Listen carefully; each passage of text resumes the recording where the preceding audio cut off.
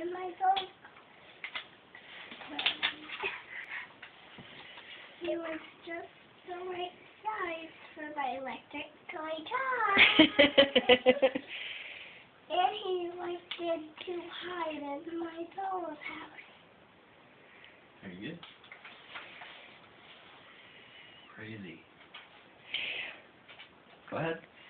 But I had to be careful when I played with Clifford.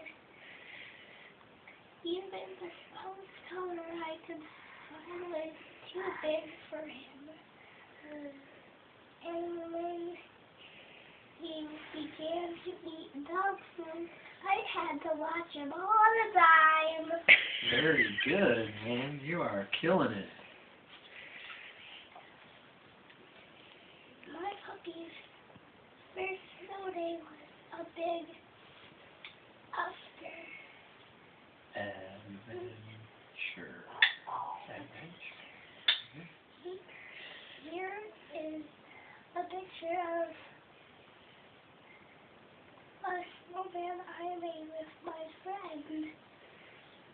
I wanted Clifford to be in the picture too. Do you know what? Yes, he was! Yeah, he was.